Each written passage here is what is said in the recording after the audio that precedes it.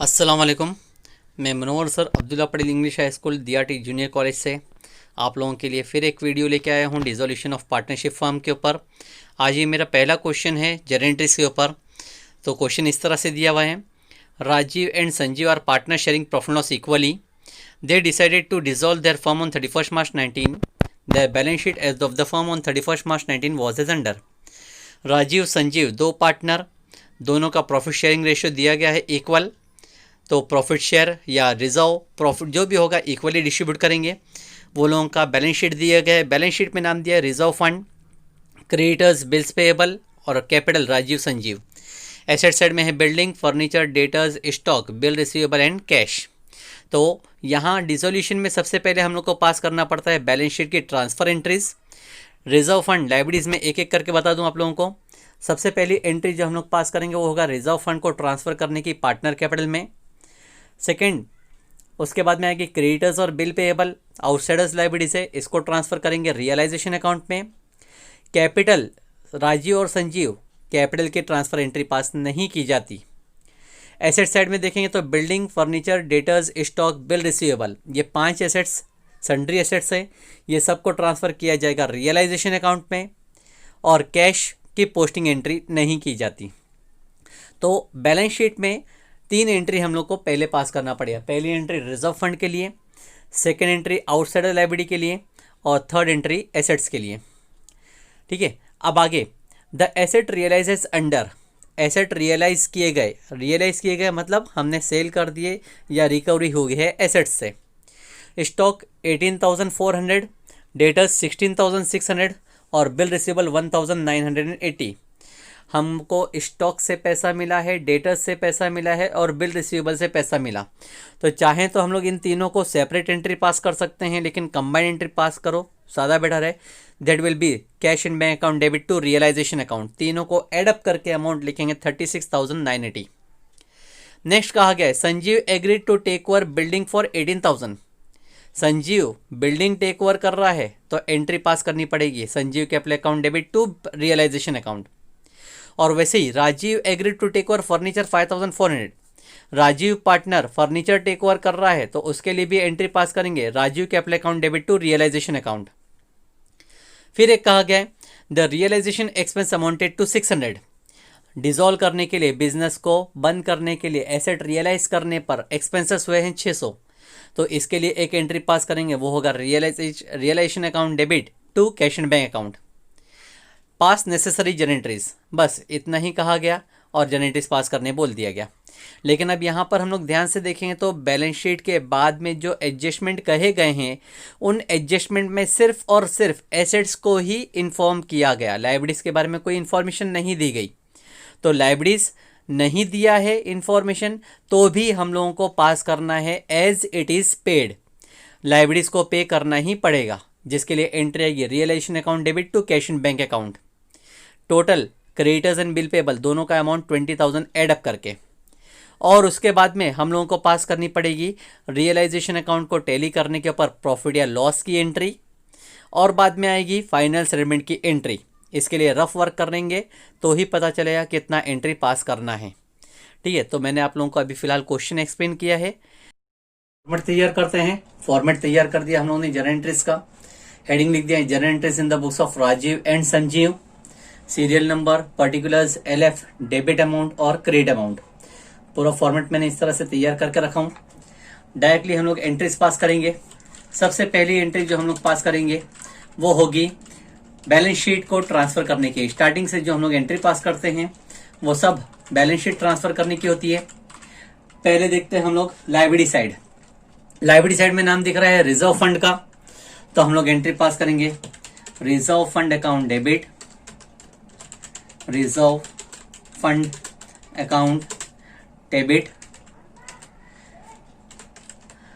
और reserve fund transfer किया जाता है पार्टनर्स में, इसलिए पार्टनर्स के नाम पे लिखेंगे टू राजीव कैपिटल अकाउंट और साथ में सेकंड पार्टनर का नाम टू संजीव कैपिटल अकाउंट। इस तरह से दोनों पार्टनर के अकाउंट में ट्रांसफर किया जाएगा अमाउंट। रिजर्व का अमाउंट आप लोग देखोगे तो बैलेंस शीट में दिया गया है 8,000 रेशियो क्वेश्चन में क्लियरली बोला है 4000, सॉरी इक्वल कहा गया है, तो दोनों पार्टनर में इक्वली डिस्ट्रीब्यूट करेंगे 4000 ईच। नरेशन पास करेंगे being reserve transferred to partners. Reserve पहली एंट्री ट्रांसफर करने की हो गई। अब हम लोग पास करेंगे सेकेंड एंट्री। लाइबिलिटीज में देखते हैं और क्या है। लाइबिलिटीज में क्रेडिटर्स और बिल पेएबल है, तो क्रेडिटर्स और बिल पेएबल को ट्रांसफर करने की एंट्री जाएगी रियलाइजेशन अकाउंट में।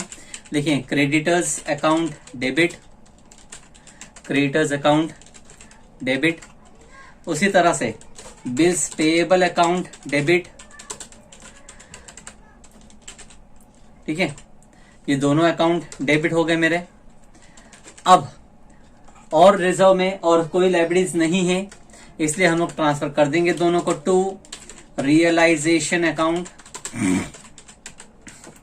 क्रेडिटर्स का अमाउंट चेक करेंगे तो था 12,800, बिल्स पेएबल का अमाउंट है 7,200, तो टोटल अमाउंट हो जाता है 20,000।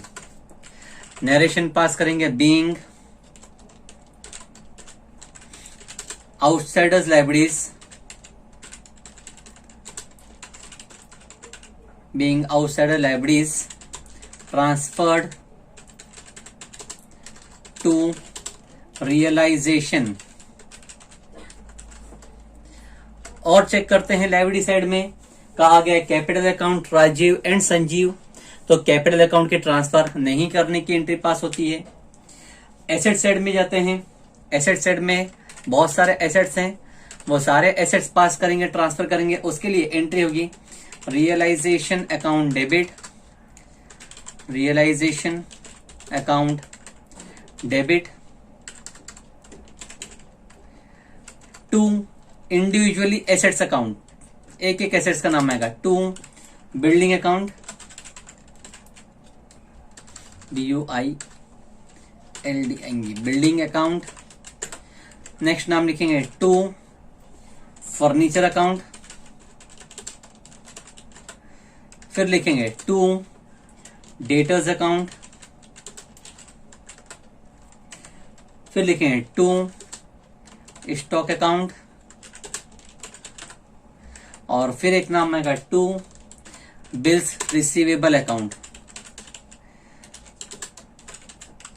ये सारे नाम लिख दिए हम लोगों ने। कैश को ट्रांसफर नहीं किया जाता, हर एक का अमाउंट पास करेंगे। बिल्डिंग का अमाउंट है 20,000, फर्नीचर का अमाउंट है 6,000, डेटर्स का अमाउंट है 18,000, स्टॉक का अमाउंट है 20,000 और बिल रिसीवेबल का अमाउंट है 2,000। तो जब टोटल करते हैं हम लोग 20 प्लस 20 40 58 60 66,000 होता है। डेबिट में लिखेंगे 66,000। नरेशन लिखेंगे इसका being assets transferred to realisation account. सारे ट्रांसफर करने की एंट्री हो गई। अब हम लोग देखेंगे फोर्थ एंट्री। एसेट साइड में कैश कहा गया था, लेकिन कैश को ट्रांसफर करने की एंट्री पास नहीं की जाती। बैलेंस शीट ट्रांसफर हो गई। एडजस्टमेंट वाइज आते हैं। The asset realise as under, asset realise किए गए हैं। रियलाइज किए गए मतलब सेल किया गया। तो जब एसेट सेल किया जाता है तो हमारे पास पैसा आता है बैंक में। तो एंट्री हम लोग पास करेंगे कुछ इस तरह से, कैश ऑब्लिग बैंक अकाउंट डेबिट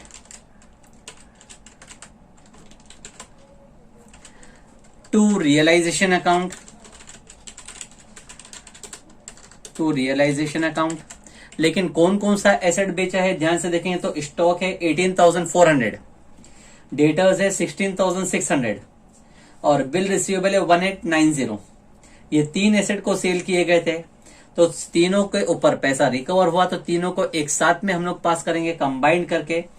पहला 18,400, डेटर्स का 16,600 और बिल रिसीवेबल का 1,980। टोटल करके मिल जाता है मुझे 36,980। तो मैं लिखूंगा दोनों साइड में 36,980 और नरेशन पास करेंगे being assets realised. Asset realise करने की तीनों एंट्री एक साथ में कंबाइन करके पास की गई। नेक्स्ट एंट्री उसके बाद के सेंटेंस के हिसाब से पास की जाएगी। Sanjeev agreed to take over building for 18,000। Sanjeev partner ने बिल्डिंग टेक ओवर किया है, तो एंट्री लिखेंगे Sanjeev account debit, Sanjeev capital account debit, Sanjeev capital account debit to realisation account. Assets लिया है तो एसेट का नाम नहीं आता, हम लोग लिखेंगे रियलाइजेशन अकाउंट और अमाउंट फीड करेंगे 18,000 जितने में उसने टेक ओवर करने को तैयार हुआ था 18,000। नरेशन लिखेंगे being building taken over bye Sanjeev. ठीक है, नेक्स्ट सेंटेंस उसी के आगे कहा गया है and Rajeev agreed to take over furniture. Rajeev partner furniture take over कर रहा है, तो टेक ओवर करने की एक और एंट्री पास करेंगे, लेकिन अब राजीव के नाम पे Rajeev capital account debit to realisation account. ठीक है, अकाउंट में अमाउंट फीड करेंगे जो एडजस्टमेंट में कहा गया 5,400। नरेशन लिखेंगे being furniture taken over by Rajeev. ठीक है, टेक ओवर करने की एंट्री हो गई दो। इसके बाद में एक और सेंटेंस है the realisation expense amounted to 600। Realisation expense है 600 रुपीज का, तो रियलाइजेशन एक्सपेंस के लिए एंट्री होती है realisation account debit, realisation account debit to cash and bank account. Realisation expense pay करते हैं मतलब हमारे पास से पैसा जाता है, इसलिए हम लोग लिखेंगे to cash and bank account. Narration आएगा बीइंग रियलाइजेशन एक्सपेंस पेड। ठीक है, ये पेमेंट भी हो गया और इसके बाद में क्वेश्चन खत्म हो गया, बोला गया पास नेसेसरी जरेंट्रीज। लेकिन अब हम लोग को ये देखना होगा कि हम लोगों ने एसेट तो रियलाइज कर चुके हैं, स्टॉक हो चुका है, डेटर्स हो चुका है, बिल रिसीवेबल ये सब पे पैसा मिल चुका है, बिल्डिंग और फर्नीचर टेक ओवर कर चुके पार्टनर्स ने, लेकिन लाइबिलिटीज थी हमारी ये क्रेडिटर्स और बिल पेएबल जिसका टोटल अमाउंट था 20,000। क्वेश्चन में कहीं पर भी इसके बारे में इंफॉर्मेशन नहीं दी गई है, तो नहीं दी गई है तो भी हम लोग एज्यूम करेंगे it has been paid. Realisation expenses के बाद में जब क्वेश्चन में कुछ इंफॉर्मेशन नहीं था तो हम लोगों को वेरीफाई करना पड़ता है कि कोई एसेट रह तो नहीं गया या कोई लाइबिलिटीज तो नहीं रह गई। नॉर्मली लाइबिलिटीज के बारे में एडजस्टमेंट नहीं कहा जाता, तो एज्यूम किया जाता है that liabilities are to be paid. अब लाइबिलिटीज हम लोग पे करेंगे तो लिखेंगे realisation account debit, realisation account debit to cash and bank account. Payment करने के लिए entry to cash and bank account. Total liabilities creditors के अमाउंट थे 12,800 और बिल पेबल का अमाउंट था 7,200, तो टोटल अमाउंट जो पेमेंट करना होगा वो रहेगा 20,000। 20,000 लिखेंगे debit side as well as credit side. Narration में लिखेंगे बीइंग लाइबिलिटीज पेड, लाइबिलिटीज को पे करना है, क्वेश्चन में नहीं बोला है तो भी पे करना है। नेक्स्ट, अब सॉल्यूशन में कुछ नहीं बचा तो हम लोगों को फाइंड करना पड़ेगा प्रॉफिट या लॉस। हम लोगों ने डिसोल्यूशन कर दिए तो प्रॉफिट हुआ है या लॉस हुआ है, तो उसके लिए मैं यही साइड में रफ वर्क कर रहा हूं। वर्किंग नोट, रियलाइजेशन का डेबिट अमाउंट कितना है और वैसे ही क्रेडिट अमाउंट कितना है। ठीक है, इससे पता चल जाएगा मुझे प्रॉफिट हो रहा है या लॉस। रियलाइजेशन अगर मैं डेबिट में चेक करते जाऊं तो डेबिट साइड में एंट्री नंबर 3 में था 66,000, उसके बाद में था ये 66,600 प्लस 20,000, तो डेबिट का अमाउंट रियलाइजेशन पे होगा, एक मिनट, डेबिट का अमाउंट 66 प्लस 20 86,600 होता है डेबिट का टोटल। वैसे ही क्रेडिट का अगर चेक करूं, रियलाइजेशन का नाम क्रेडिट साइड, पहला है 20,000, 36,980, 18,000, 5,400। जब इन सब का टोटल किया गया तो अमाउंट आया है 80,380। रियलाइजेशन अकाउंट में डेबिट ज्यादा है, मतलब लॉस हुआ है। डिफरेंस निकालेंगे 86,600 माइनस 80,380, तो बैलेंस बचता है 3,220, 6,220 रुपए का लॉस। लॉस के लिए हम लोग एंट्री पास करेंगे। नेक्स्ट लॉस की एंट्री होती है partners capital account debit to realisation account. Partners के नाम लिखेंगे हम लोग, Rajiv capital account debit, Rajiv capital account debit. Next Sanjeev capital account debit, Sanjeev capital account debit. और फिर लिखेंगे to realisation account, realisation account. Total loss हुआ था 6,220 का, जो कि दोनों पार्टनर में इक्वली डिस्ट्रीब्यूट करना है। रेशियो है 3,110। अमाउंट आएगा फिर 3,110। नरेशन लिखेंगे, being net loss transferred to partners, net loss transfer कर दिया गया पार्टनर्स को। सेम अब इसके बाद में हम लोगों को फाइनल सेटलमेंट करना होगा पार्टनर्स कैपिटल में। तो एक और एंट्री आएगी, पार्टनर्स कैपिटल नॉर्मली पेएबल होता है, लेकिन फिर भी हम लोग यहाँ पे एक रफ वर्क कर लेते हैं पार्टनर्स के नाम पे। पहले राजीव के नाम पे देख लेते हैं, राजीव का डेबिट कितना है और वैसे ही क्रेडिट कितना है। ठीक है, राजीव का अमाउंट अगर आप देखोगे तो entry wise first, second, third, fourth, fifth, 6 में है 5,400 डेबिट। राजीव का नाम डेबिट में है 5,400 प्लस 3,110, 5,400 प्लस 3,000, तो होता है 8,510 रुपए डेबिट में। जबकि राजीव का नाम आप चेक करो क्रेडिट में, तो पहली एंट्री में है 4,000। बाकी राजीव का नाम कहीं पर भी क्रेडिट में नहीं है, लेकिन हम लोग कैपिटल एडअप करेंगे। कैपिटल का अमाउंट बैलेंस शीट से देखेंगे तो बैलेंस शीट में कैपिटल था 20,000 रुपीज का, तो 20 प्लस 4,000 रिजर्व, तो टोटल होता है 24,000।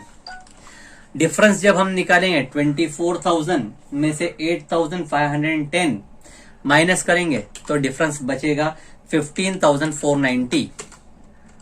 उसी तरह से हम लोग देखेंगे संजीव, संजीव का अमाउंट डेबिट कितना है, डेबिट का अमाउंट कितना है, और वैसे ही चेक करेंगे क्रेडिट का अमाउंट।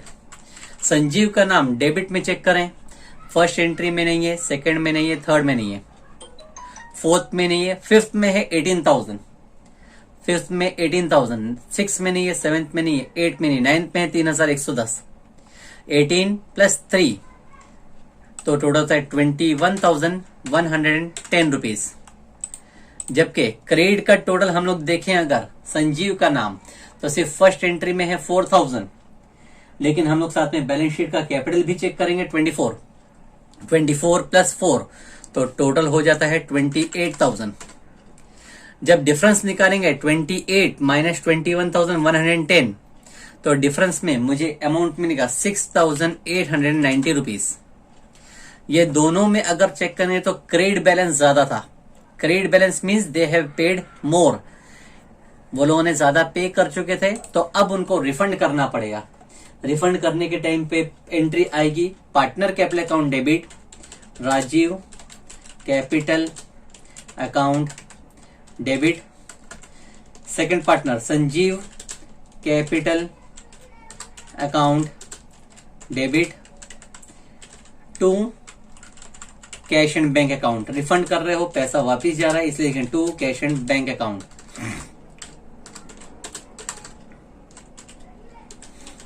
ठीक है, अमाउंट एक एक करके फीड करें जो डिफरेंस निकाले थे। राजीव का अमाउंट है 15,490, और संजीव का अमाउंट है 6890। ये तो अब हम ये दोनों अमाउंट को एडअप करके देखते हैं। 15,490 प्लस 6,890 टोटल अमाउंट होता है 22,380 रुपीज। ये है हमारा फाइनल सेटलमेंट का अमाउंट 22,380। नेक्स्ट लिखेंगे बीइंग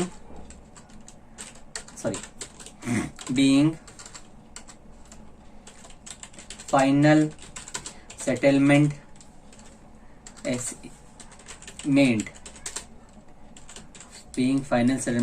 मेड। इस तरह से हमारा ये फाइनल सेटलमेंट का काम पूरा कंप्लीट हुआ। ये रफ वर्क हम लोग करेंगे तभी हमारा सॉल्यूशन एकदम परफेक्टली हम लोग को मिलेगा और जाके अपना अकाउंट कंप्लीट हो गया। ठीक है।